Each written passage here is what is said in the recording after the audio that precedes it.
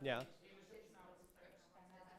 And are the webinar followers now following us too? Yeah. You can say hello to all. Last I've heard 2 changes in the PowerPoint. We can slip them up there. So there, so you can hear me and everything.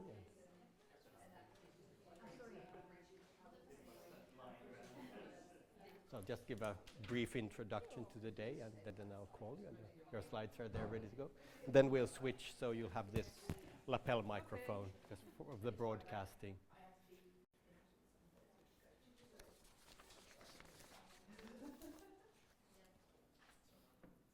And James, do we close the door? It's okay?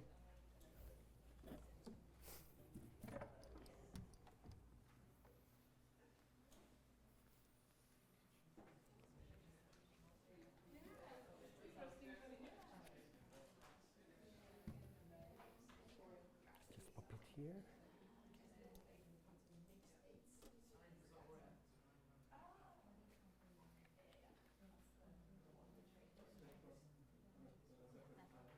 This one, okay.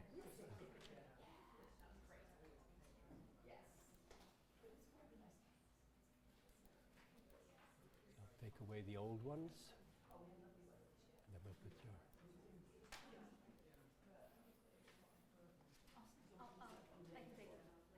let's take it now so we don't forget it.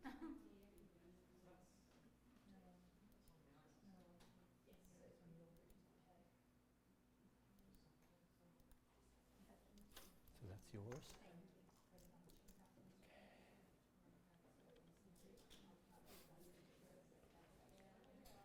Yeah, so good morning and welcome everyone to our 5th ESRC funded seminar in the seminar series called Network on Interpersonal Research in Education, or NIRE for short.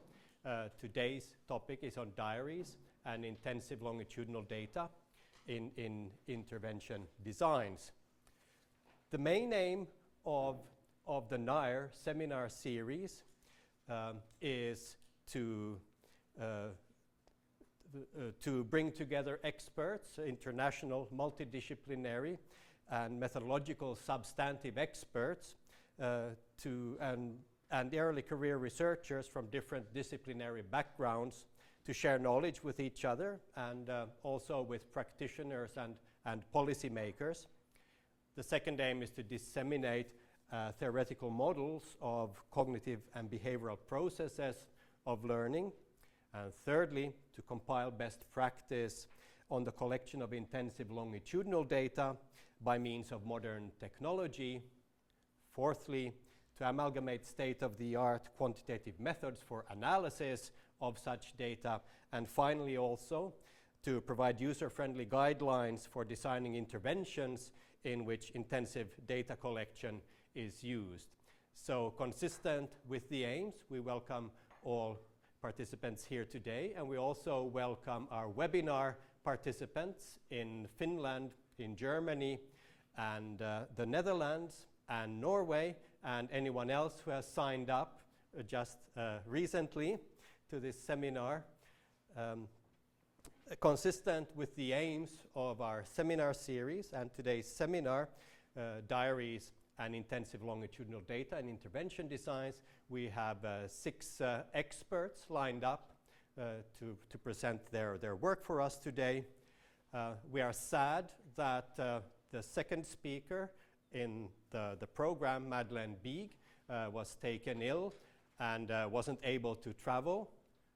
The good news is that our visiting researcher, Pratibha Natesan, has taken her place, so we haven't made any timetabling changes, only slight content changes.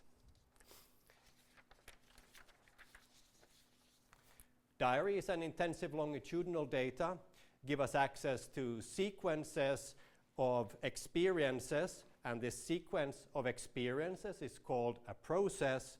As educationalists and teachers, we are interested in the shape and form of these processes And of course, ultimately, we're interested in how we can support students' learning processes through intervention or through naturalistic teacher work.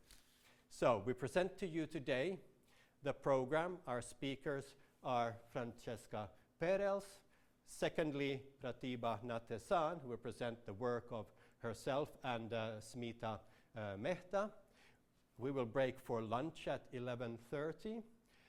After lunch, we will return, and we have Kate Saunders and Anna Rönkä in turn, and then a short coffee break, and then we will stream Theodore Walls from the United States to speak for us here on the big screen. And then finally, Florian Schmiedek will present his simulation work. At 3:30, Rob Klassen has kindly agreed to be our discussant. Rob is over there. And then we will wrap up the session for today. So all welcome. The overall focus of Diaries and intervention intensive longitudinal data is to look at processes, individual processes and learning processes, and also educational processes. And it is also with another note of sadness that we note that Jerome Bruner has just recently passed away. Jerome Bruner conceptualized educational processes early on in his academic scholarship. Jerome Bruner led an early childhood research project here in this department between 1976 and 1979. Now Professor Kathy Silva was a collaborator in that project. In around some years back, when the building across the street was inaugurated, it was baptized to be the Jerome Bruner building. He would have been 101 years old in October 2016, so he lived to a mighty 100. I trust it's his enthusiasm for research that has kept him going so long. Okay, some on the practical side, we will serve lunch out there in the common room, and we have, for smokers, there's a designated smokers area outside the main entrance to this building. If you have a laptop with you or webinar followers, you will be able to download the PowerPoints electronically from our website. If you are not from this department and want to log on to use the Wi-Fi, there should in your folder be log-on instructions with a username and password. That is for today, so you can access materials online if you wish to. In your pack for today, we also have a feedback questionnaire. And please fill in this feedback questionnaire before you leave for the day. Your feedback is very important to us. And then on a final note, by law, we are obliged to inform you that in the case of a fire alarm that is consistently ringing, means it's not a fire drill, and we should all then calmly line up, and we should proceed towards this fire exit, and we take care so we don't stumble on this cable that is glued to the floor there. And it's already open in case. Yeah, we had a big drill yesterday here, so let's hope that doesn't happen. Okay, and in England we do as the English, so we shall stay calm and enjoy our seminar. So with these words, I'd like to call our first speaker, Franziska Perels from the University of Saarland in Germany, who will present to us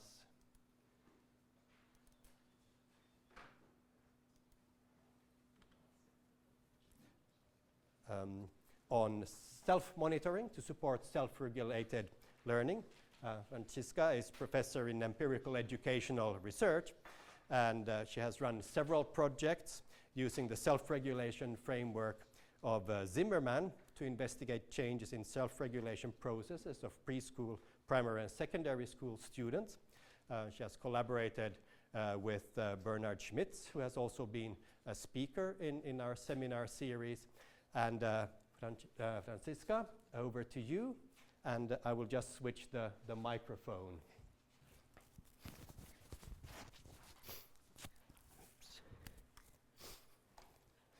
And are there, can the webinar audience hear me well? Yeah, do you think so? Yeah. And it is possible for webinar followers also to ask questions. And Kate, you are receiving those. So if there are questions, they can be read out here at the end of the talk. So we'll clock you to about half an hour of presentation and then 10 minutes for questions. And webinar followers are also very welcome with their questions. So over to you. And then we'll yep, that's fine. Then strap the microphone on. So, okay, thank you for the introduction. It's nice for me to be here. I would like to talk about self-monitoring to support self-regulated learning. We work with diaries to encourage self-monitoring in our intervention studies. I give a brief overview of my presentation. I want to define self-monitoring and say something about self-monitoring in the context of self-regulated learning. And then I would like to present two intervention studies we conducted to improve self-regulated learning and self-monitoring using diaries to encourage self-monitoring. And at the end, if there's still time, I would like to talk about our actual project. We started to work on a meta-analysis about diary studies and self-monitoring. At the end, I give a conclusion.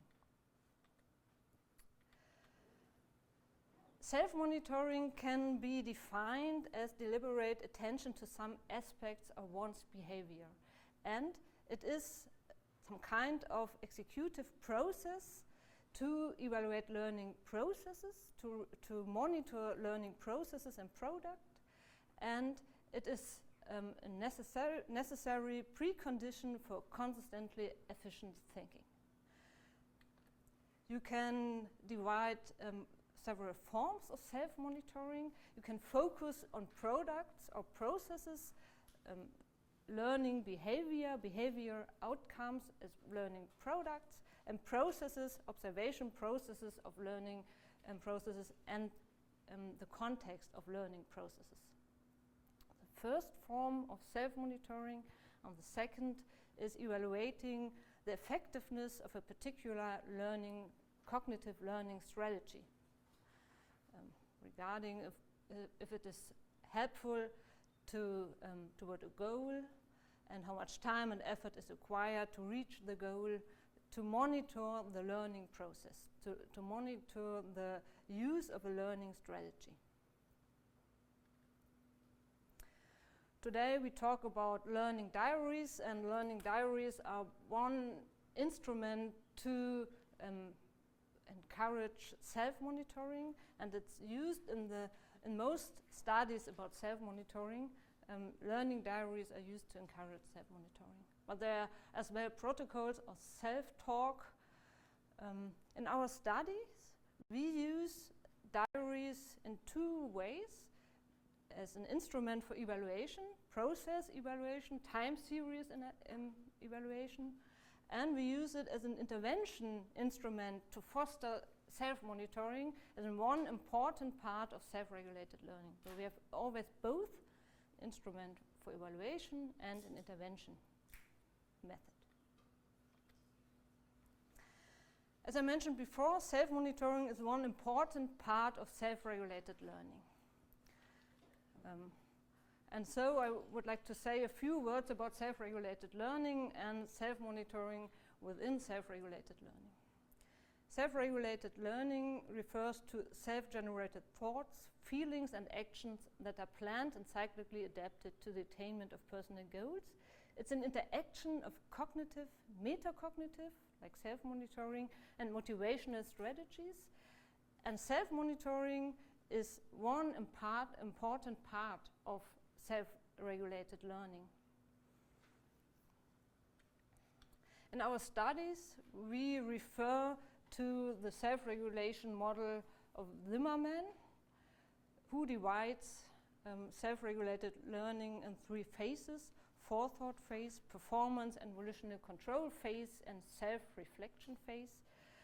And in these phases, there are different sub-processes, learning processes, like task analysis, self-motivation, goal setting, planning, and the action phase and the performance phase, self-control and self-monitoring of learning processes, and at the end, self-reflection to compare the goal with the reached result and to get consequences. And you see it's a cycle. The learning processes today has consequences for the next learning process tomorrow or someone else.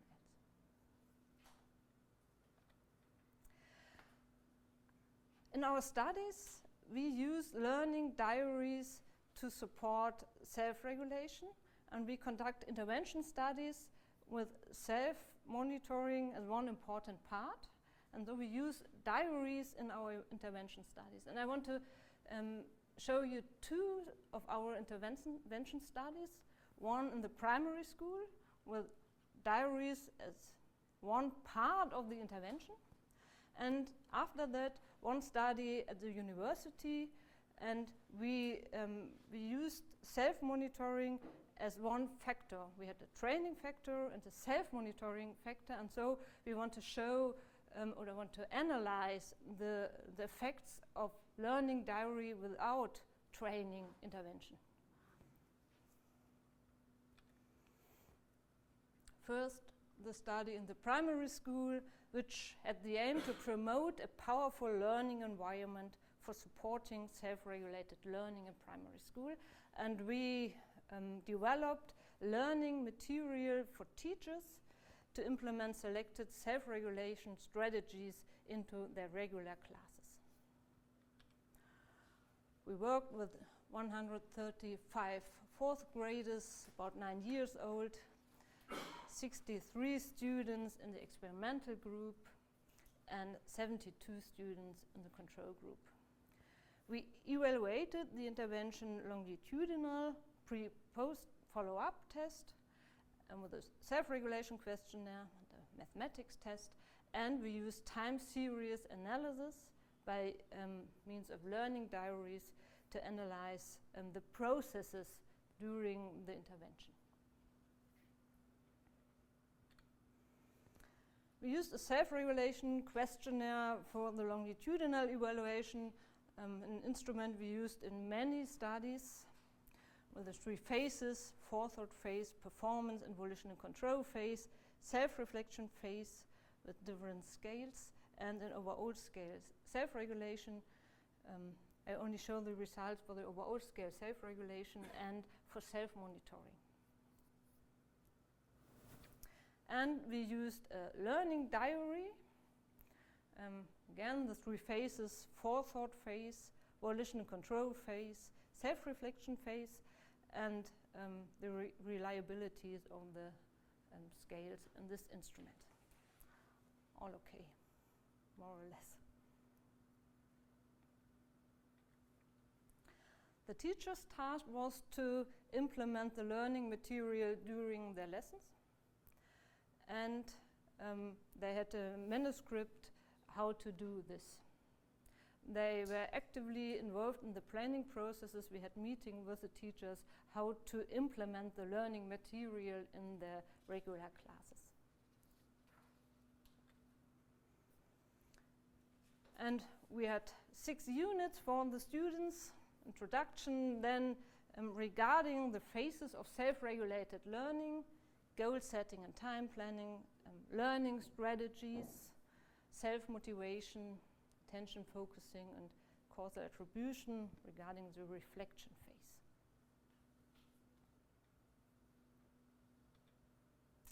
now to the results. On this slide you see the results of the analysis of variance for the overall scale for self-monitoring, excuse me. And you see an effect of self-monitoring for the experimental group. So the students in the self-report questionnaire, after the intervention there are higher level of self-monitoring than before the intervention. Though we found effect for self-monitoring for our intervention.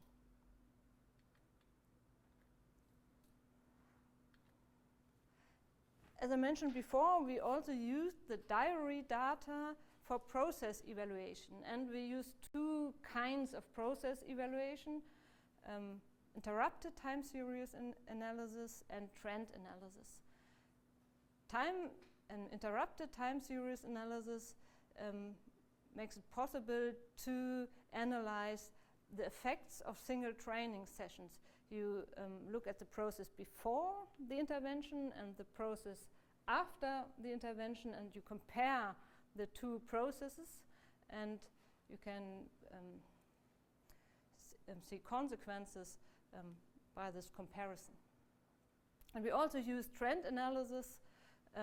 We looked if there is a significant linear trend during the intervention time.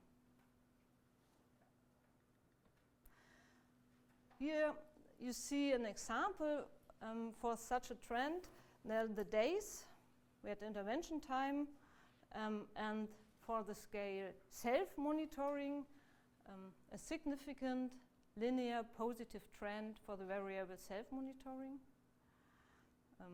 It's like a linear trend, a regression. It's a regression analysis.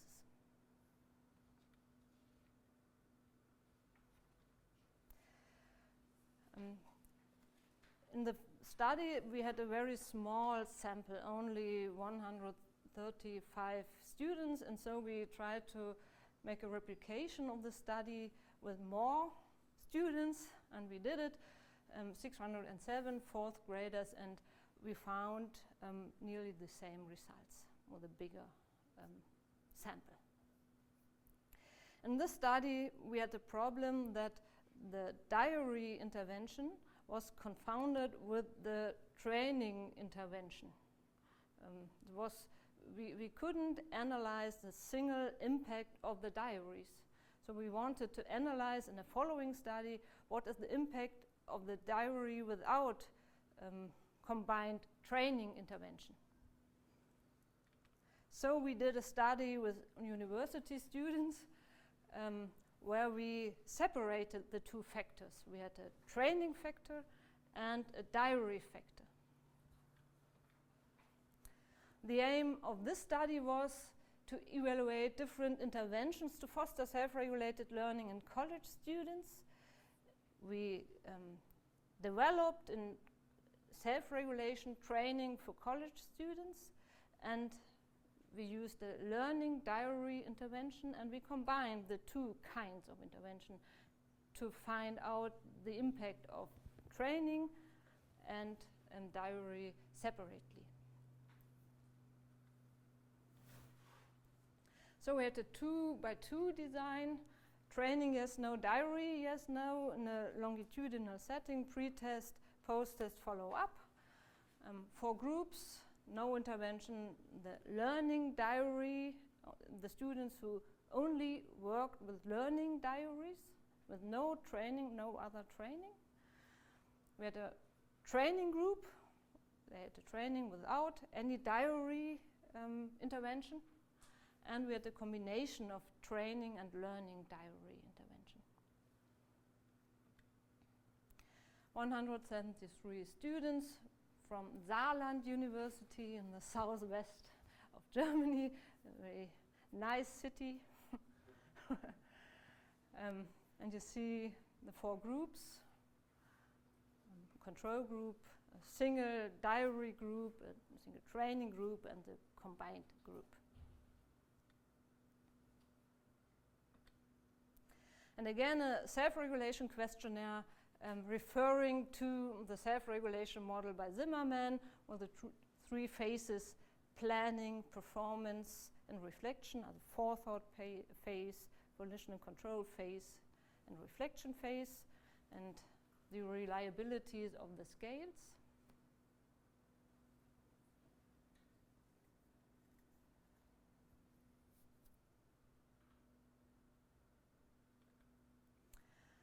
And a learning diary, again referring to the self-regulation model by Zimmerman, with the three phases: planning, performance, and reflection.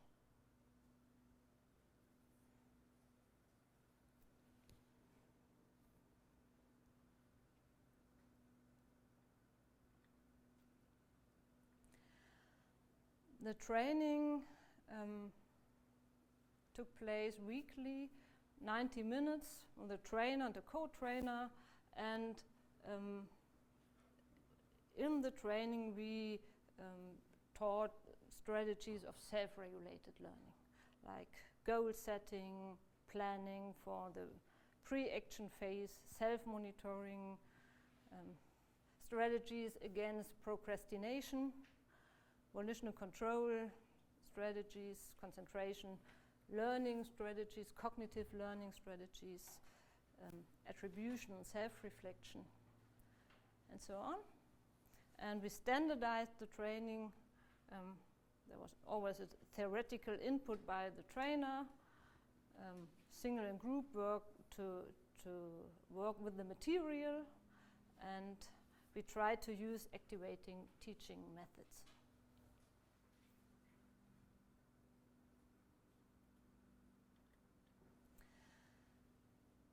Now the results for the longitudinal analysis of variance, for the overall scale self-regulated learning, the four groups.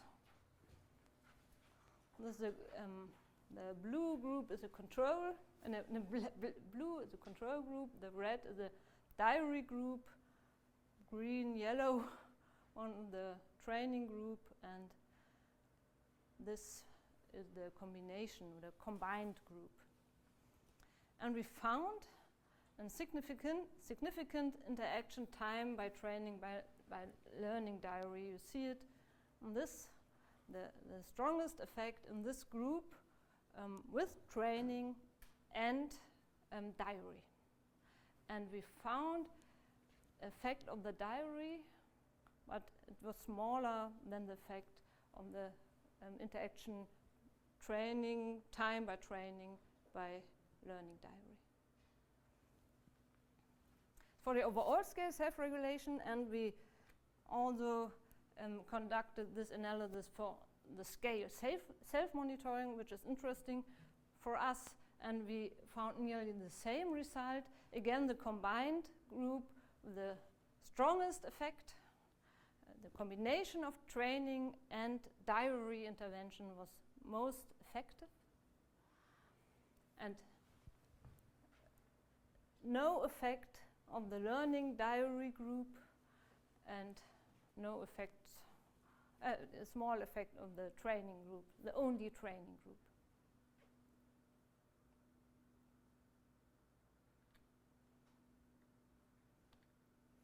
And again, we used the diary data to conduct time series analysis. And in this study, I show you an example of interrupted time series analysis. You can see the process before the intervention and the process in the green line after the intervention, and with interrupted time series analysis, you compare the two processes.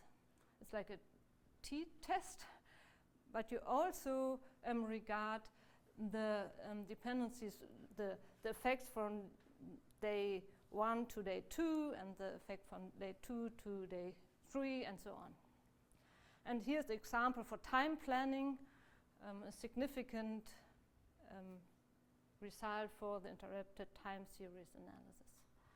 Was advantage of this kind of evaluation instrument to have a look at the process between the pre-test and the post-test.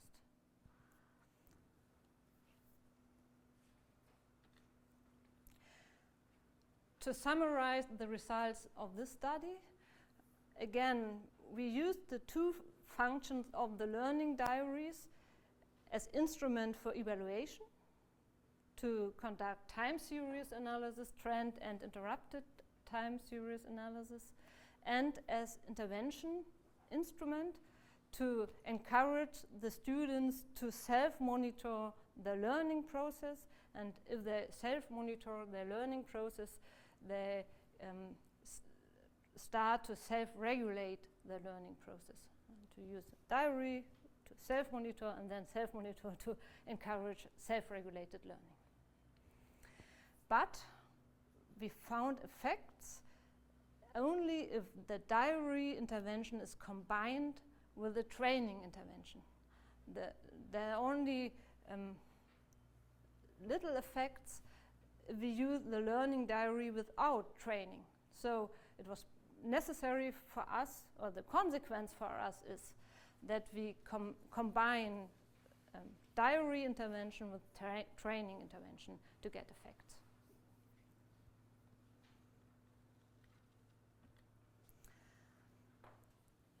At the end of my presentation, I have a few, yes, I have, yes, I would like to talk about the project we actually work on with my colleagues Charlotte and Sabine from the University of Frankfurt. We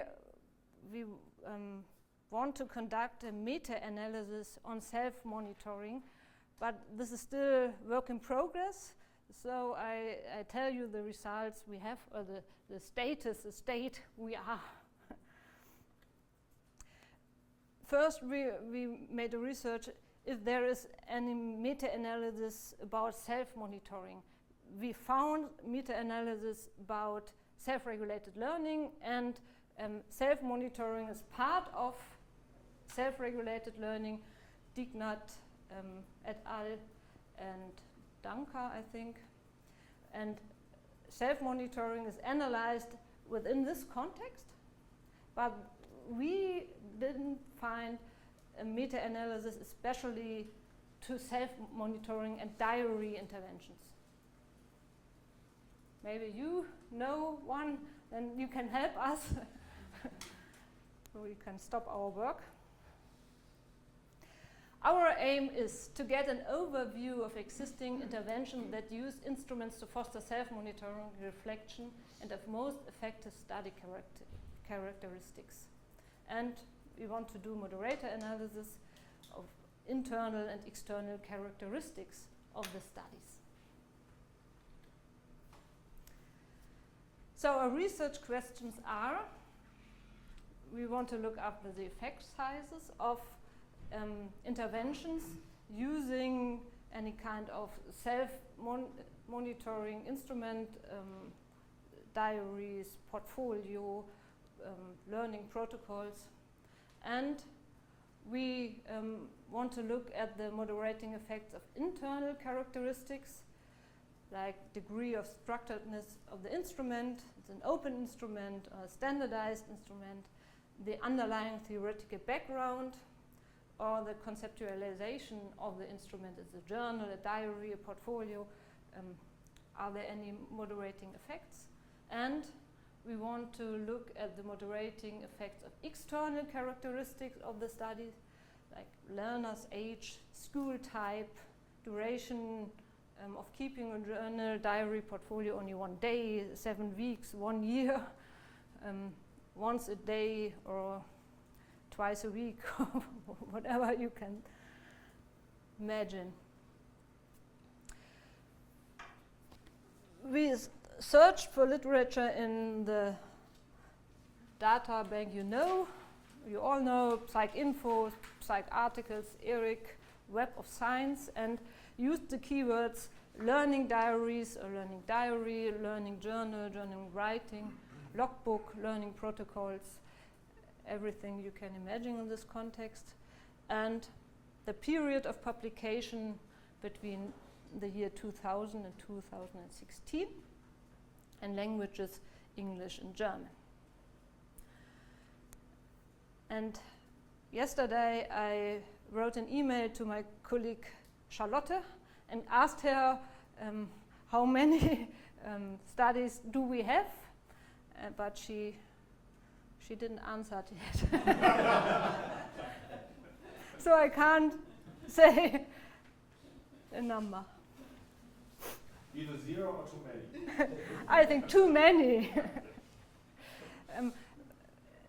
Portfolio is a keyword. There are many studies using portfolio, and for us it's a problem to decide what kind of portfolio do they use. Portfolio is an instrument for self-reflection, or portfolio is an instrument for documentation of learning results. So it takes time to analyze the studies. We all have to read them and to decide, is it what we want or isn't it what we want? Okay. We had some criteria for our studies. The study should be conducted in an educational setting, and there are many studies about self-regulated learning in the clinical setting, on self-monitoring and diary in the clinical setting, and we want to conduct a meta-analysis for the educational setting, self-monitoring and diaries in the educational setting. What kind of intervention type, or what kind of intervention do we have? Should be an intervention at fostering self-monitoring, self-reflection in a learning context by using diaries or portfolios, reflection portfolios, or something like this. We looked at different types of outcome measures, achievement, academic achievement, for instance, or self-regulated learning or self-efficacy, motivation. We had publication type.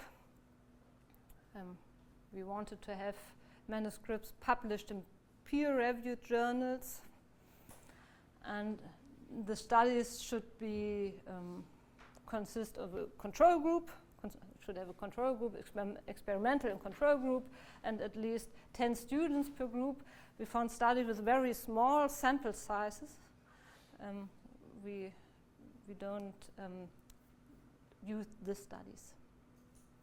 So that's I can't say more about the study. I can have a look at my email if Charlotte has answered me, but today at 10 o'clock I had no answer. So maybe the next time I can tell you about this. Okay, some conclusions for my presentation.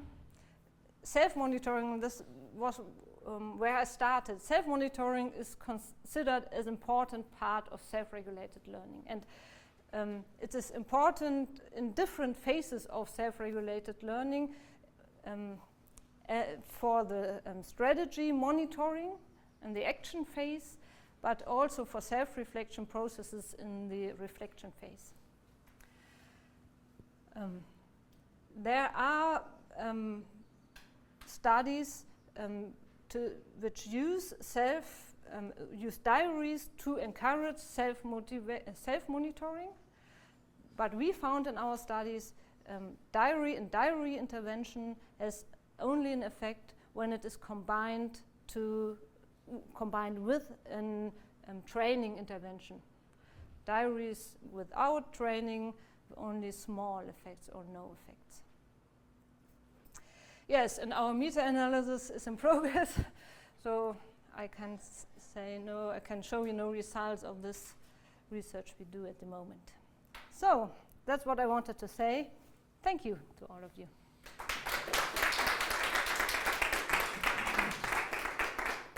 Thank you so much, and we now have questions, and I think that when you ask questions, we have a microphone to pass around. Is that right? There's a microphone that picks it up, so we can speak freely in Zoom. So, questions, please, and Rob, if you go ahead. Sure. Thank you. Very interesting presentation. Enjoyed that. I just wanted to hear a little bit more about the learning diaries, what they look like, and how you analyze the data from the learning diaries. Okay. The diaries we used in the primary school study were very short, 20 items, closed answer format, I don't know the word. And the students had to use the diary every day before and after their homework. There were questions about the planning of the homework process and the reflection of the homework processes. And theoretical, they refer to the Zimmerman model of self-regulation.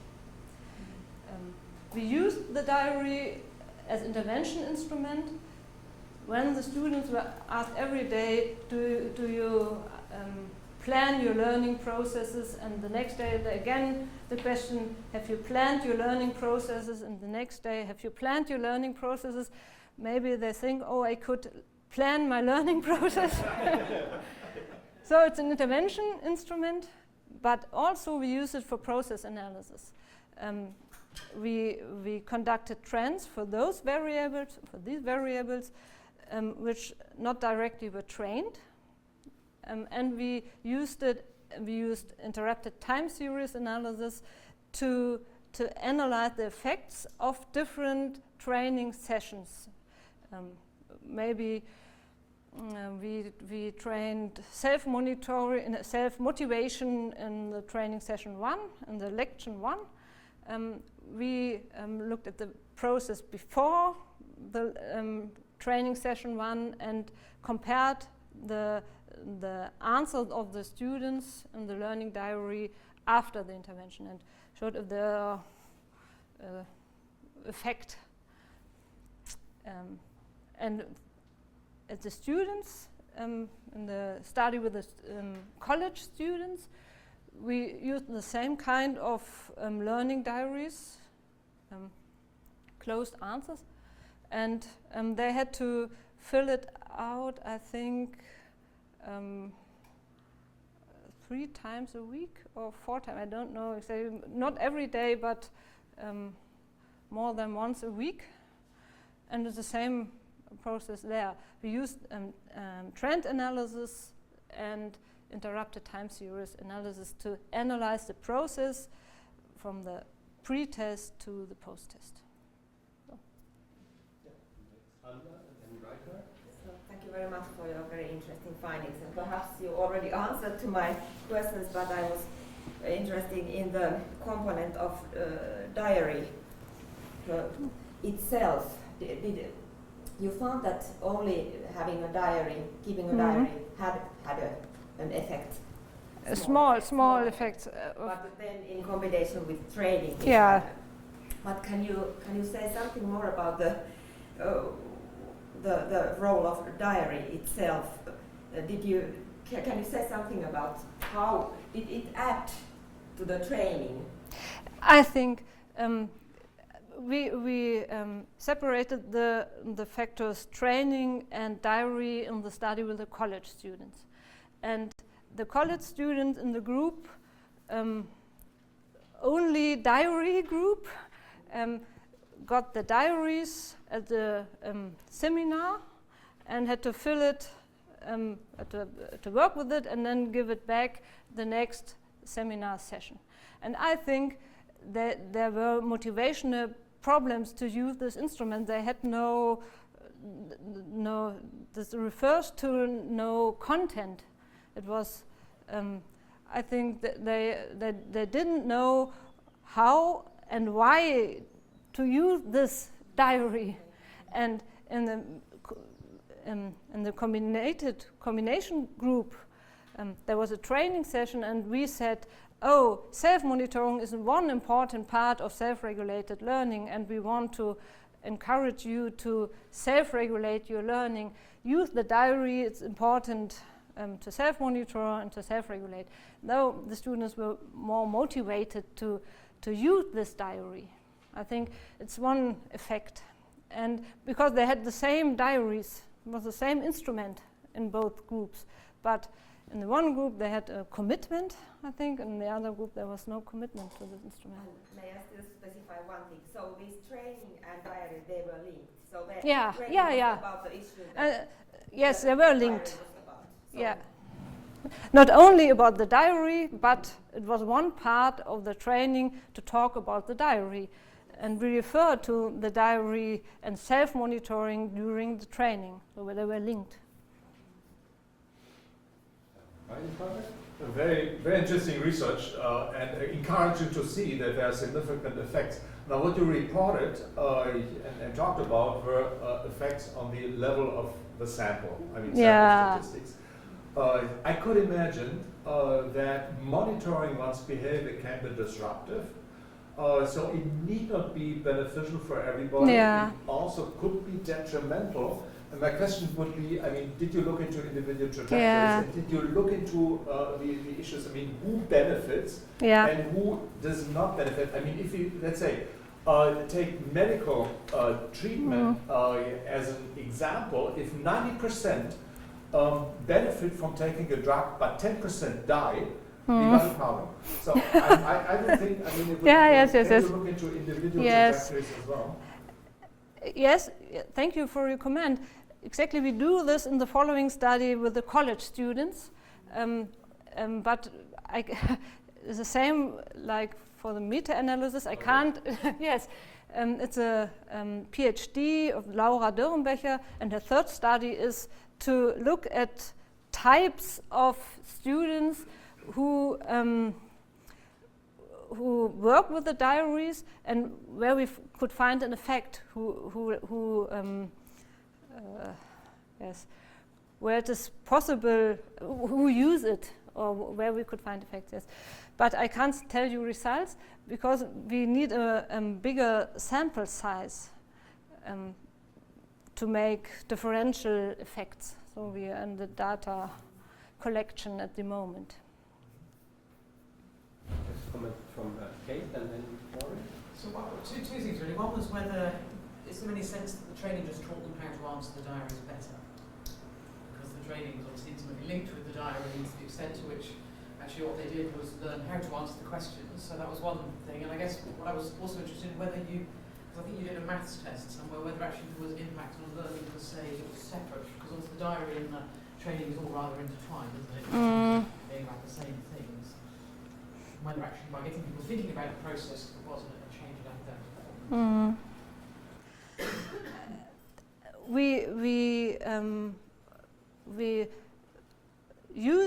We also used an objective achievement measure in our studies. In the primary school we had a mathematics test, and in the study with the college students we had a working test in content unspecific test. We found no effects on at the college students. We found no effects on achievement, the achievement measure. It was a problem of the instrument.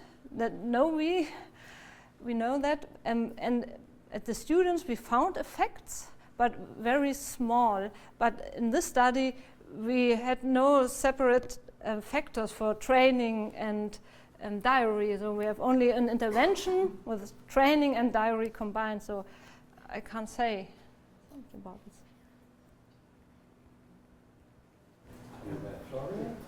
So I guess your number of observations per participant is too small for that, but are you thinking also about doing multivariate time series analysis? Because I guess one could have hypothesis that certain aspects of self-regulation become coupled within persons over time if the training is successful. Yeah, it's an interesting comment. We didn't it yet, but it's interesting. Yes, I write it here. Okay. Any final question or comment? I mean, if you still have time, I mean, how exactly did the training look like? What did you do? I would be particularly interested in the primary school students. What did you do with them? In the primary school? Yeah. In the primary school, the teacher did the training. So we talked to the teachers. develop the material to self-motivation exercises, to self-motivation instruction instruments to self-motivation, and talk to the teachers. They had a manual how to introduce it in their lessons, how to use it, and we videotaped the lessons to be sure that they do it how we wanted to do this. Okay, and then it was how can I say?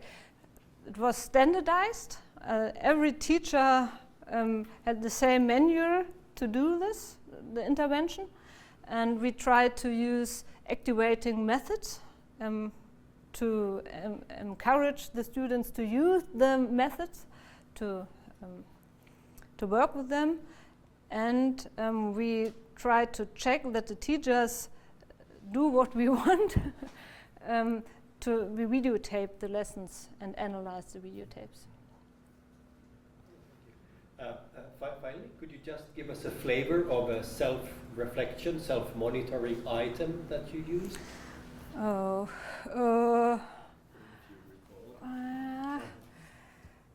you have questions. I pay attention to you by word. Maybe.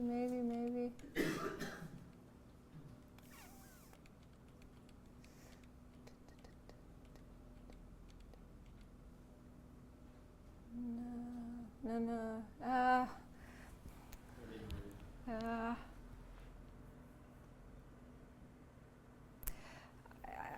That's one. If I fail a math task, I reflect on what to change. It's reflection.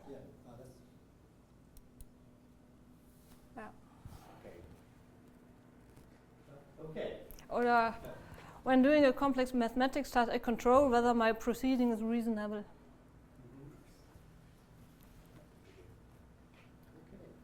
Okay, thank you.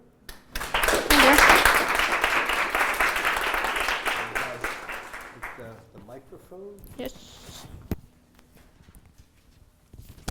And call our next speaker. That is the size on your folders, but they're looking around on the tables. Do you want them introduction to a CD? That's the one. So if you rig that, let's see if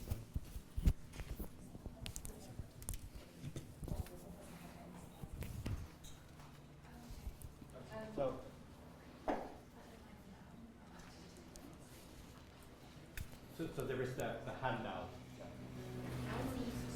One of the papers in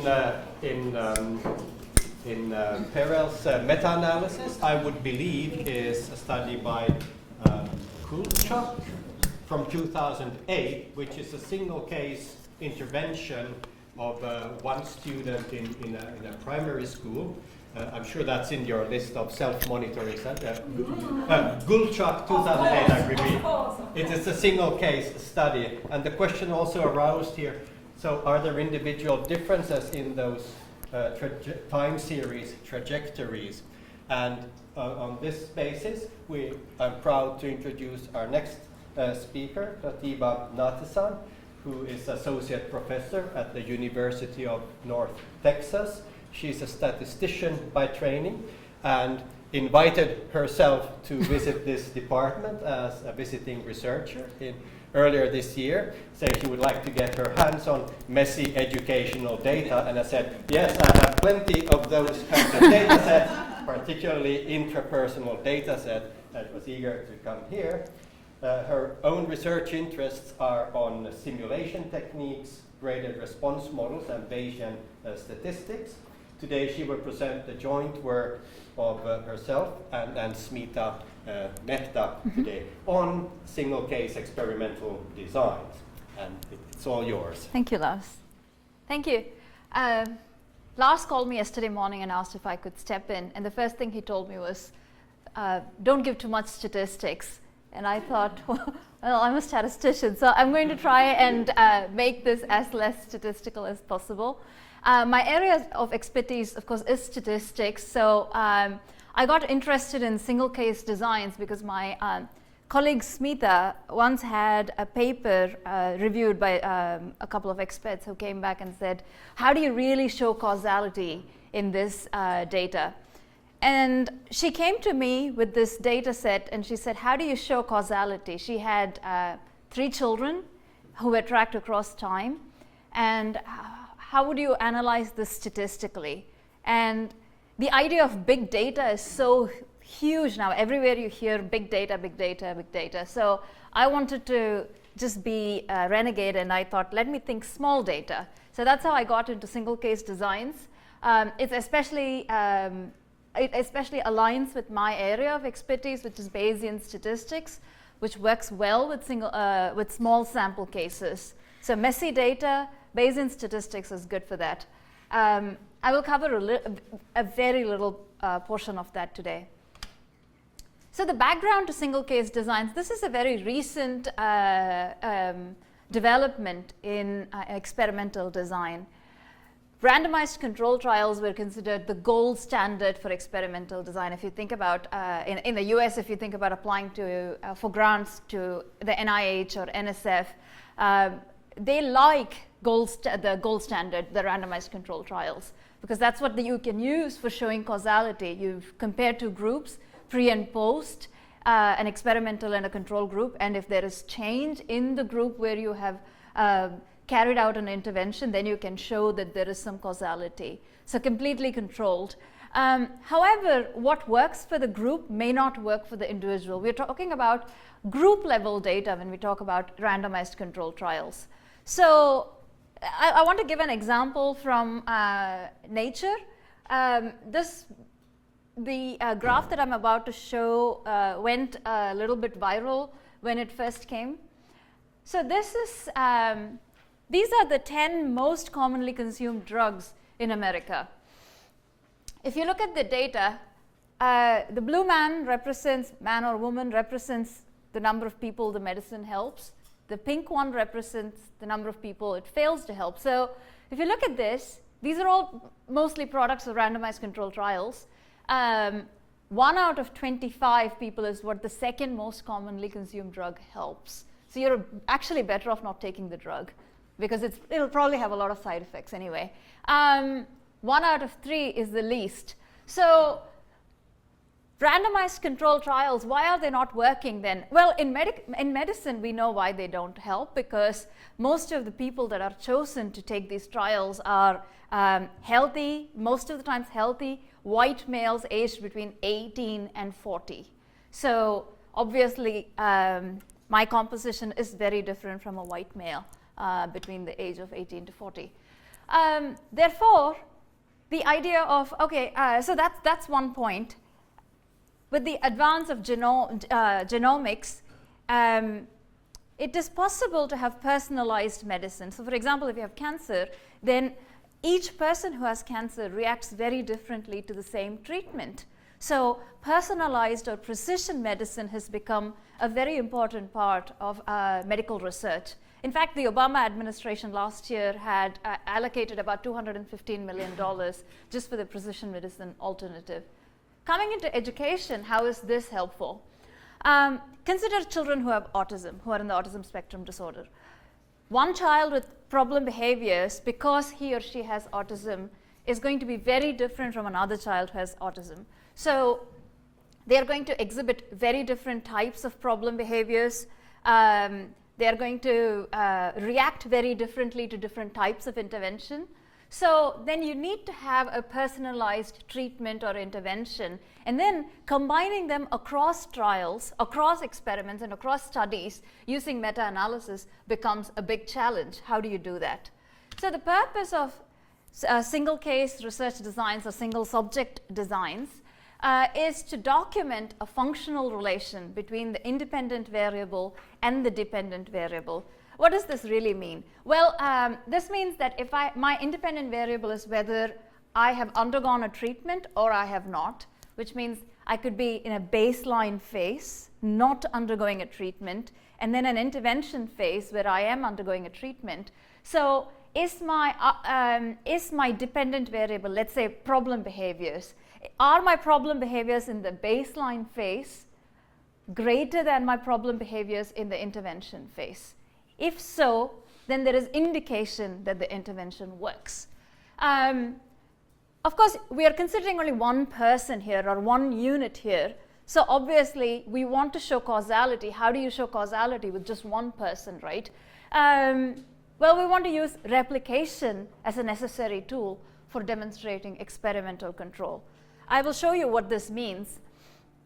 But one of the standards that asks for an intervention effect that shows strong evidence of causality is that intervention must have been used in 5 or more studies published by 3 or more independent research groups containing 20 or more successful experiments. So we are talking about how the intervention works for individuals, but we are also going to combine it across studies, across individuals, across different trials.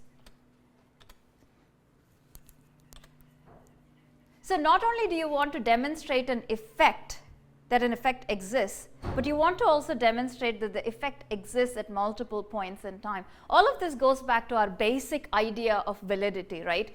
How do we know we are measuring what we want to measure? And one of the main facets of internal validity, which is causality. So let's say your problem behaviors are high during the baseline phase and they are low during the intervention phase, right? So how do you know this is really because you implemented an intervention? Maybe you just became very tired of exhibiting problem behaviors and then stopped doing that, and I happen to call it the intervention phase, right? So can you then demonstrate this effect at multiple points in time? Replication, it comes to, it begs to the point of replication. Or if you don't, in certain designs, let's say you've already lowered your blood cholesterol level, right? Then maybe it's not possible to go back to the baseline phase. Then how can you do this replication? Well, you can do that using different types of experimental designs within single case designs, which is what we will see today as well. So not only do you want to show effect at one single point in time, you want to show it at multiple points in time, so you have replication that you can show within the study itself. So, and the other facet that focuses on demonstrating a functional relation is demonstrating the change in the dependent variable occurring only when the independent variable is manipulated, right? So if there is a confounding variable that has impacted your dependent variable, obviously that is a threat to validity. So in essence, let's just compare our usual group designs versus single case designs. Group designs, their validity depends on whether you have a representative sample, but a randomized control sample, right? Usually a randomized sample.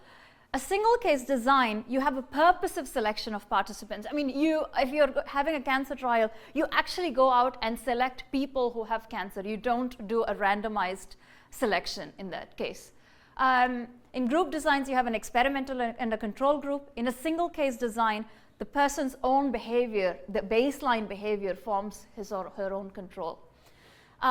In group designs, you're going to verify intervention effects in the pre and the post phase. In single subject designs, you're going to verify intervention effects by replication and some other aspects as well, which we will discuss. Group designs are only usually focused on average scores of the groups, and then there is a variances between the groups, variances within the groups. But in single case, you're going to look at individualized scores. How are my scores changing across time?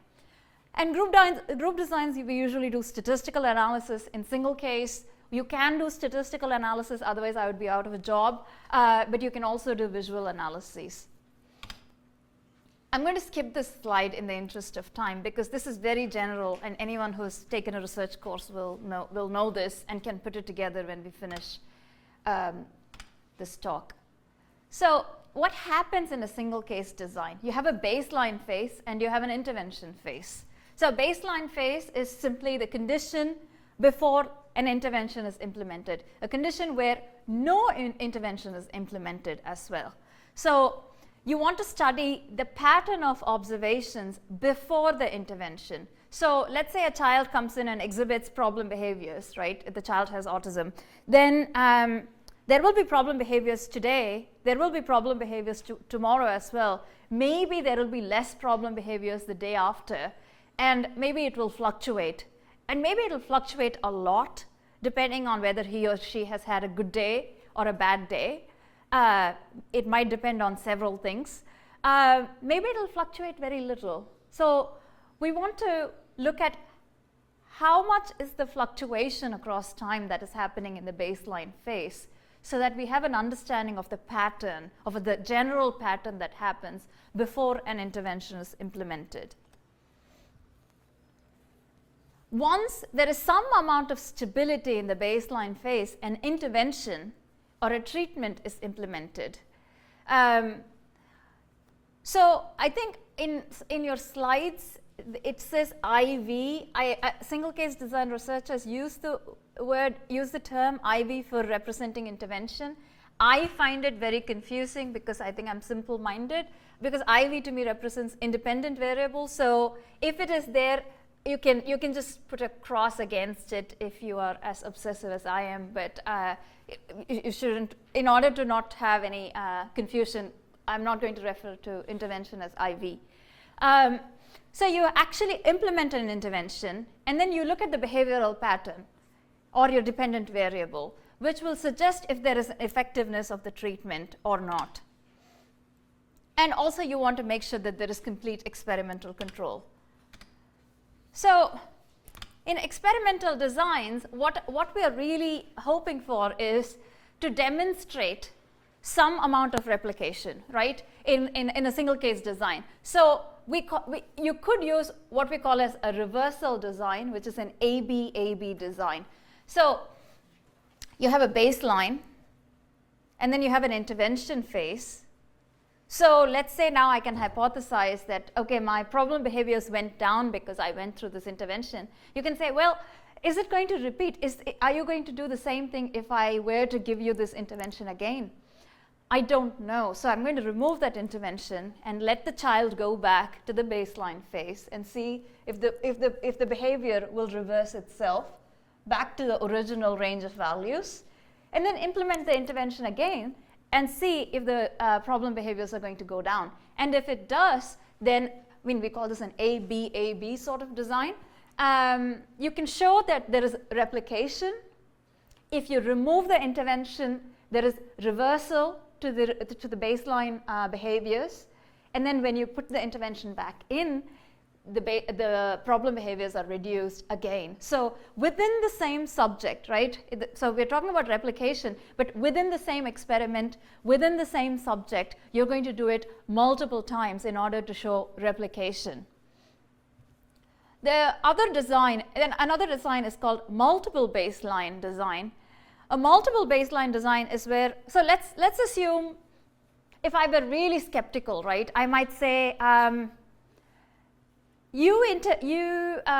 let's say somebody had an intervention that was inserted at time point 10. I could say, well, after 10 time points, this person is going to always come back to a normal behavior, have reduced problem behavior. So I'm not very happy with that. Or maybe you can't really reverse some things like I was talking before.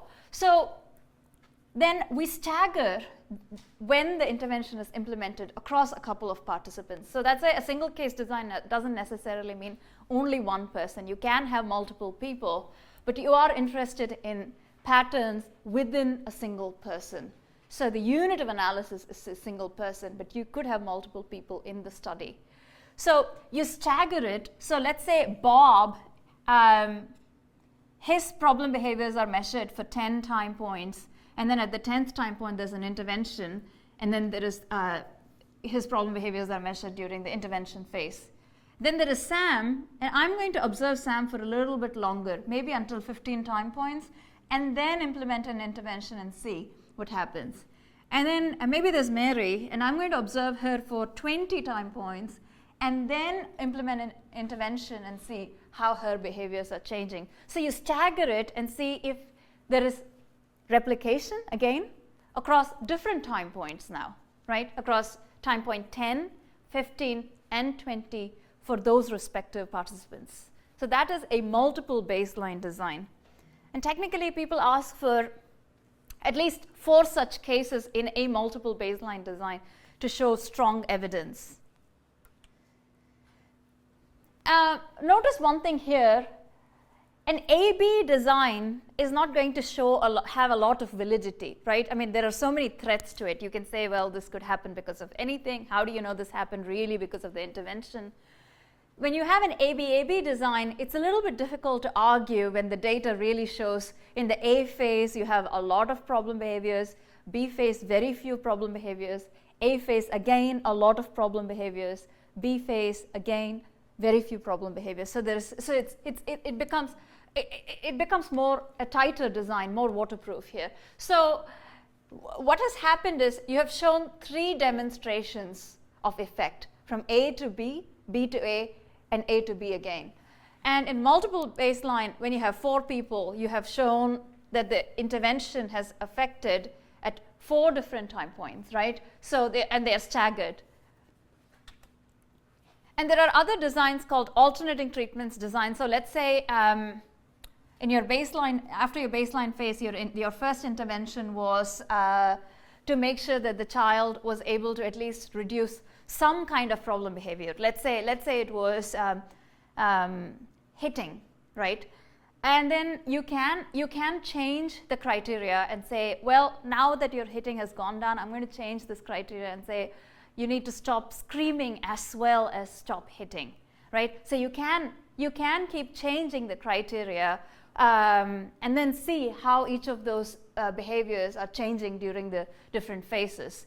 You can give alternating treatments as well. Let's say first time you're going to give one type of intervention, and then the second time you're going to give another type of intervention, and so on. So that's also possible. So these are all different designs, the AB, the multiple baseline, alternating treatments, multi-component designs, like the changing criteria one. They're all different experimental designs. But why do we need all of these? We need all of these because the WhatWorks Clearinghouse, which has basically come up with a couple of single case scholars, have come up with standards which require 3 demonstrations of effect for high quality research design. So that is the reason why we need at least 4 people for multiple baseline. You need an AB design if you're not doing a multiple baseline, and so on. So that's the most important. If you're going to take home one thing with you, then from this lecture, then it should be 3 demonstrations of effect. So what do we mean by that, right? Let's see why that is important. In your single case design, you have repeated measures of the dependent variable. That is, in a 24-hour period, you want to look at how many 15-minute intervals there are with disturbed sleep for an individual, and then you plot each of these for a baseline. So in the baseline, you get some idea as to where this person is in terms of disturbed sleep, and then you have some sort of an intervention that you're implementing to see if the number of intervals are reducing, because you want to have more sleep. Everybody wants more sleep, right? So you implement an intervention and see if it goes down. So this is your A phase, your B phase, and then you remove it to see, well, if I don't have this intervention, are you going to have bad sleep? Yes. So and then you put the intervention back in to see if there is a replication effect that you can demonstrate. So that's a typical example of how data is plotted in an AB design. So the next thing is we do a within subject comparison, right? We are not comparing how Bob is doing versus how Mary is doing. That's not what we are concerned about. We are only concerned about how Bob is doing. We are only concerned about whether Bob's problem behaviors have been reduced. So that's all we are concerned about. So it is you concentrate on within subject measures. That is, this is just for one person. What is the fluctuation that's happening? What is the pattern that is happening? Whether that pattern and the general trend has reduced where you expect it to reduce, right? Those are the things that we are concerned about.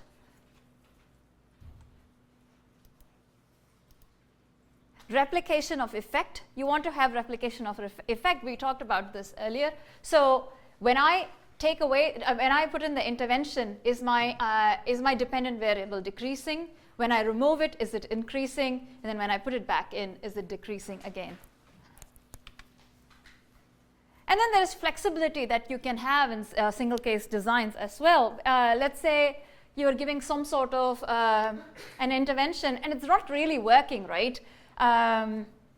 So this child is not really responding to manding is a technique that's used in autism research to increase child responses to certain requests.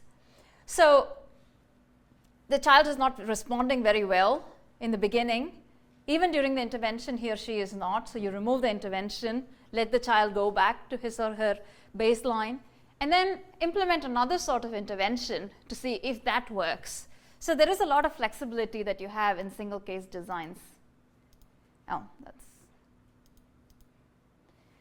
Usually we do visual analysis. This is very common in single case data. So visually you can see what the data looks like. So that's an advantage as well.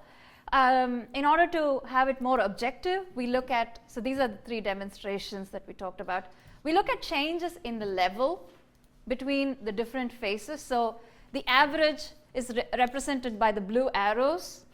And then you can look at how much they are close to each other or how different they are from each other. So that's the change in the level or intercept, if you want to think about it statistically. We can look at changes in trend or slopes. So let's say I have a line of best fit that I'm drawing. We can look at how different the slopes are, and you can see in the first case it's positive, and then it's kind of negative, it's positive and then negative, and they're not really overlapping with each other. You could, this is just some reference that you can go back to. You could look at changes in variability. So what does that mean? Let's say I have a line of best fit, and then I can extend it and see if I were to just allow this child to continue where he or she would be, and then just draw some standard error bars and look at variability. That's very different from what's happening in the intervention phase here, right? So I can continue the same thing with the second baseline and the second intervention phases in order to show that there is a very clear pattern that exists within each phase, and the patterns are different across the phases. The other thing that you can look at is overlap.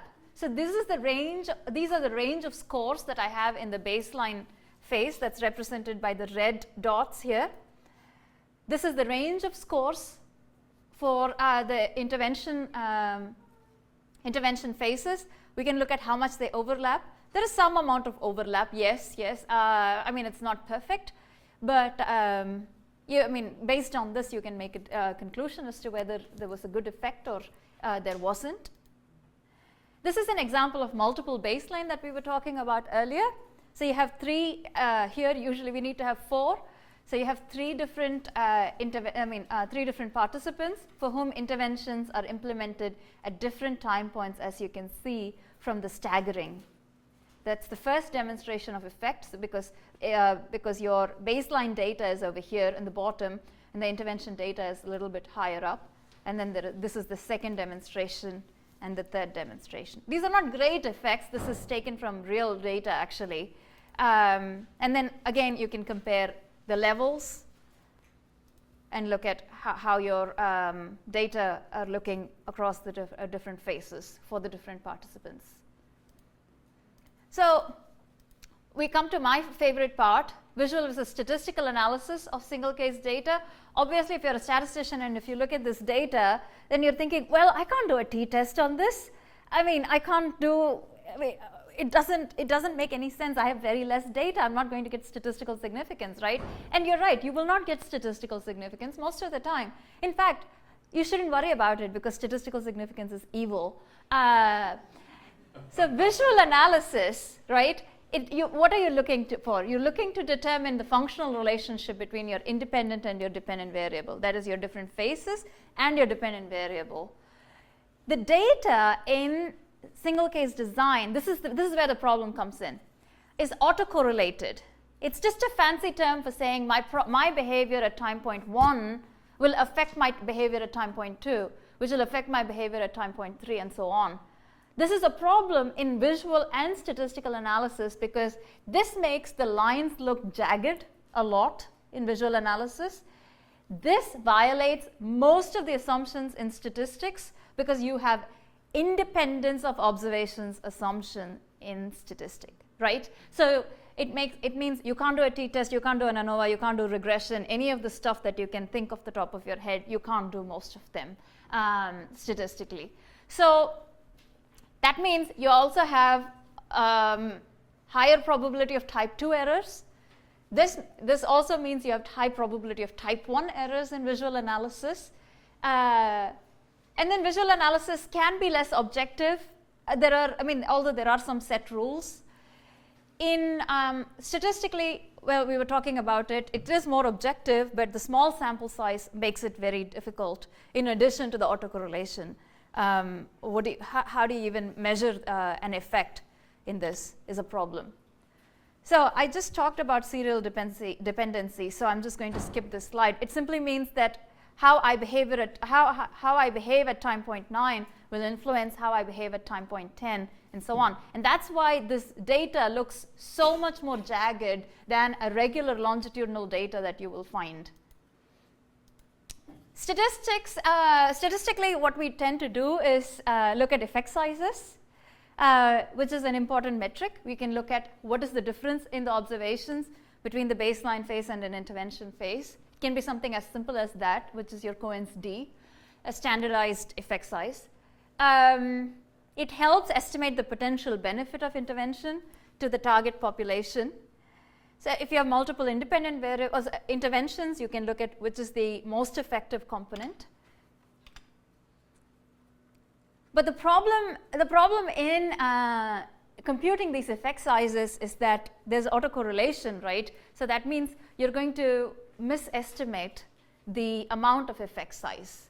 So there are lots of studies that have been done in the recent years by Larry Hedges and some of his colleagues that take into account some sort of correction factors for effect size, for computing effect sizes with autocorrelations.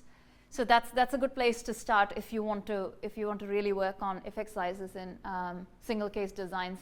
This is just a summary of some statistical methods and procedures that are available for single case data. I will just end up reading out this stuff, which you can do later on at your own time. To summarize, the problems with statistical analysis is you have less data, typically 4 to 6 data points per phase. Right? It doesn't even make sense to compute standard deviation for this, actually. You have large standard errors because of that, because there is more inaccuracy in your estimates. Autocorrelation, which means you have violation of assumptions. And if you have autocorrelation, you can't use simple ordinary least squares kind of methods. You have to use maximum likelihood, but maximum likelihood will only work when you have very large sample sizes. So this is a cyclical problem. The effect sizes are a problem as well, because even if you use Cohen's d sort of effect size, you can't meta-analyze it because the within group variance that you're going to divide by is going to be different. In other words, you're going to compare 20 kilos and 100 pounds without converting the weights into the same metrics. You're going to, the same metric. You're going to say 100 is larger than 20. In this case, 100 pounds is larger than 20 kilos, but it wouldn't work all the time, right? If it's 20 and 30, for example. And then distributional concerns. In single case data, we often use count data or proportion data, which means you have to do non-parametric analysis. That only makes the headache worse. So this is a simple example. This is fake data, generated data for a multiple baseline design. Let's look at it, right? You have baseline and intervention. First participant, it looks like the intervention, well, maybe it worked a little bit. Second participant, they're both in about the same range. Third participant, maybe it worked a teeny bit. Fourth, not so much either. If I simply computed Cohen's d type of effect size and an average effect size, this is what I have, 2.72. Even for people that we thought the intervention did not work, which was participants 2 and 4, there is a large effect size. I mean, 1.09 and 1.6, if you got this in your randomized control trial, that's amazing, right? But it's not, because in single case designs, your within group standard deviation, right? I mean, this and and your autocorrelation really hinders with your effect size, and that makes interpretation very difficult. So Natesan, which is me, came up with another approach, a confirmatory approach, to look at how to confirm immediacy of effect. I used a Bayesian model, which means you don't have to worry about small sample data. It also can handle autocorrelations. It can handle any type of data distribution. So there are lots of advantages to using Bayesian statistics in single case designs.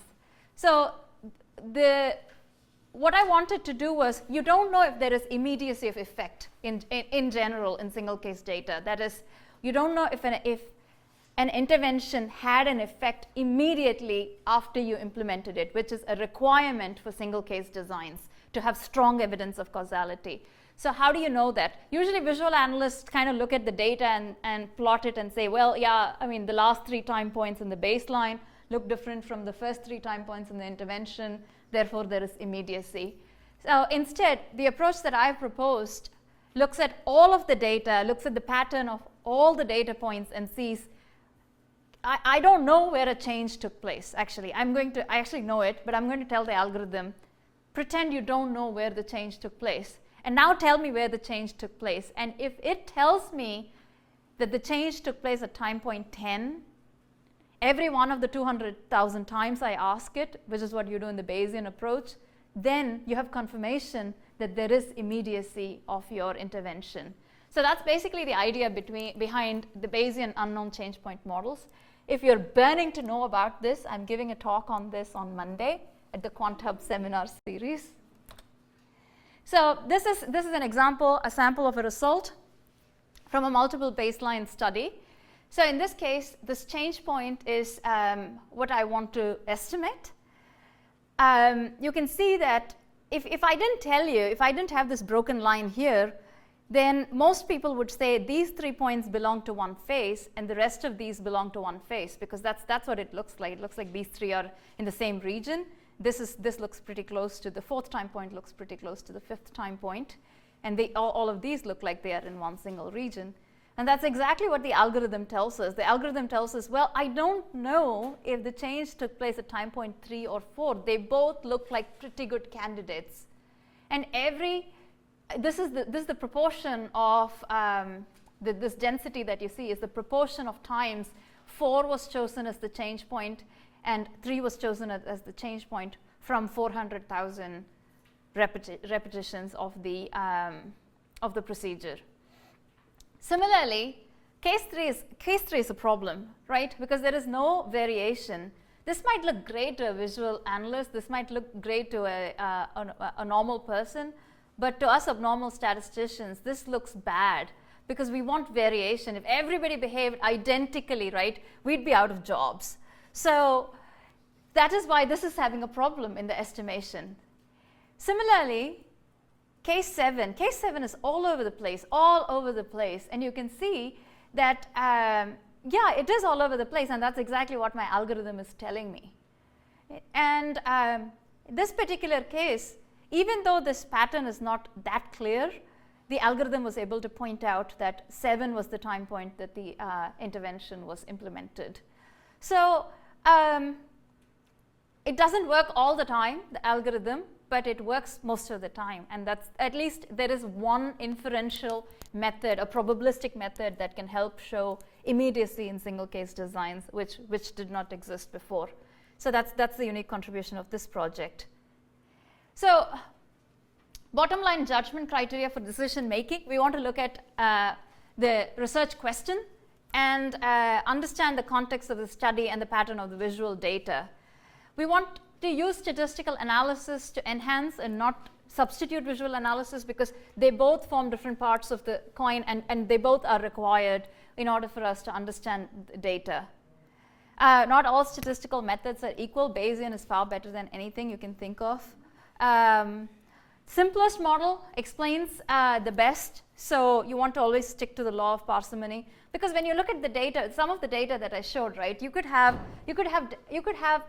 line of best fit with slope, or a curve of best fit with a quadratic or a cubic or a quartic curve, but at that point you're simply data mining. I mean, you could find a curve that passes through every single point, but you're simply mining for data if you're trying to do that. So try to fit the best possible, the simplest possible model to the data.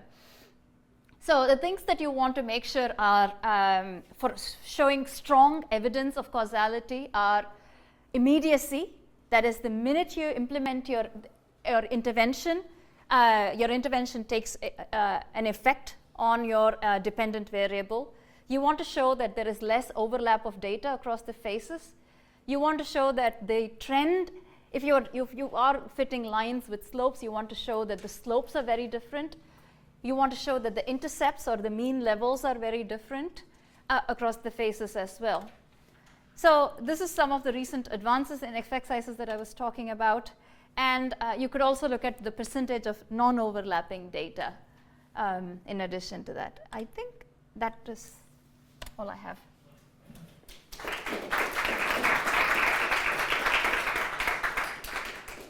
Yeah, thank you so much. And let us also remind that webinar followers can post their questions, and we can read them out loud here to the speaker. But for people here, Reinhard, go ahead.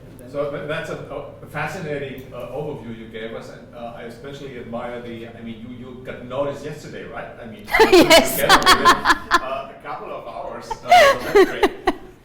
So I'm convinced by the AB design, but the problem is it is only realizable if the effect of the intervention is not sustainable. Not reversible. If the effect of the intervention is sustainable, we cannot do that. Now, with the and then for medical drugs, that may be possible. A sleeping drug, okay, if you're off, you don't sleep. If you're on, you do sleep. Yeah. Okay? But with psychological interventions, we would want to see some sustainability. Yeah. Now, the multiple baseline and similar designs that involving more than one individual. So my gut feeling is, we are running into similar issues as with between-person designs in terms of either having to assume or to show that there's stationarity of the process over time and homogeneity across persons. And so, that's just a gut feeling I'm having.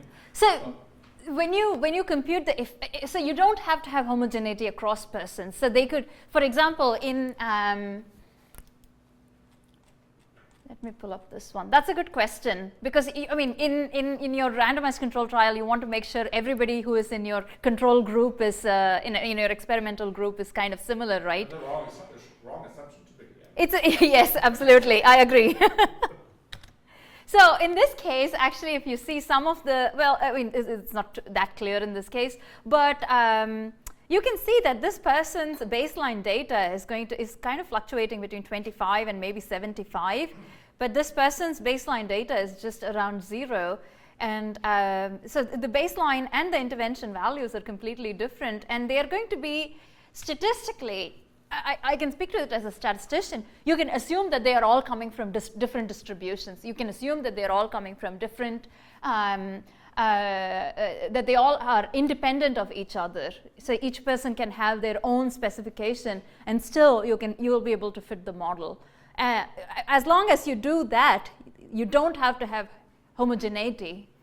But then, what you want to do is, by comparing these different kinds of staggered baselines, is to infer a conclusion if the intervention worked or not. Uh-huh. And if you've got these, completely different distributions, you can no longer infer that conclusion, right?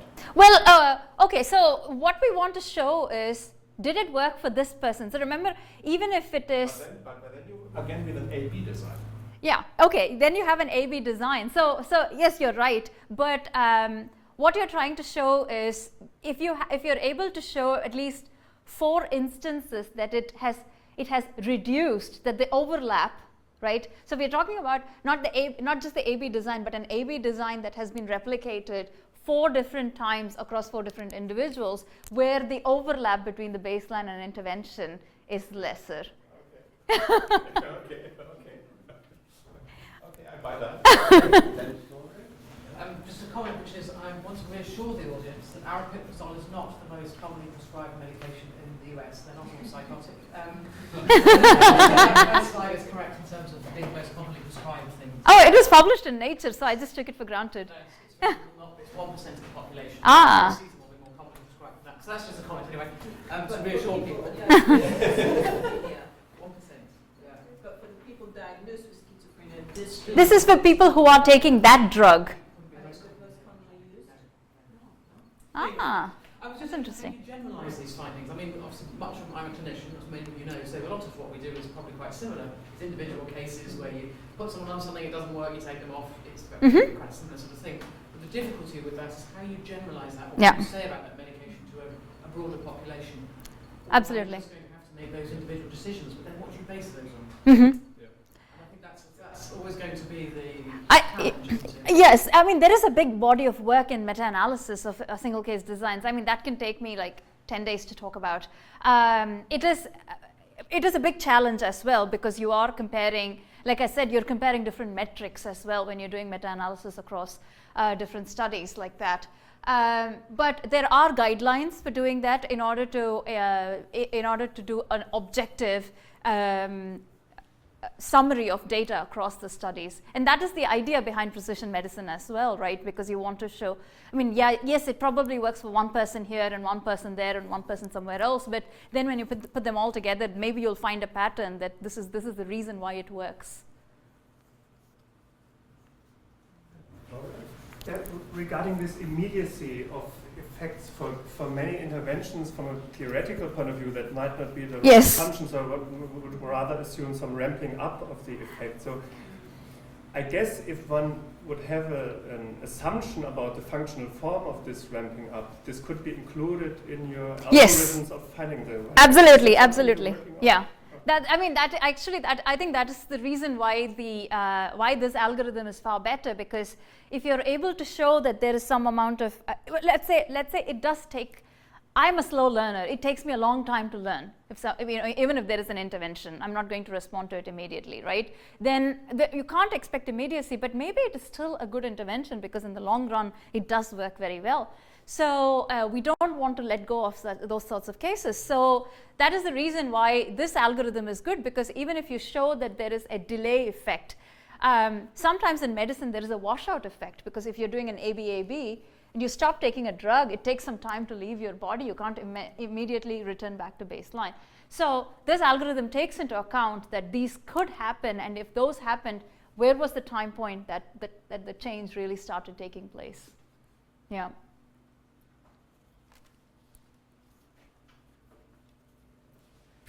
Okay, thank you. Thank you. Thanks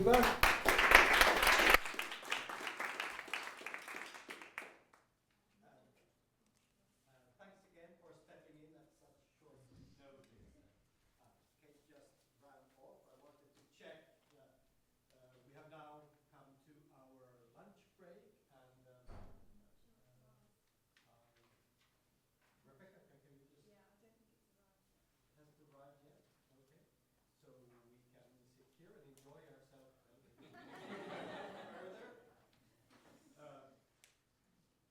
Why don't you go check? Okay, but I think we could move to the common room in waiting. Let me just hear back what's happening. Yeah. Kate, what's happening? It literally just arrived. So, yes, we go for the break. We're scheduled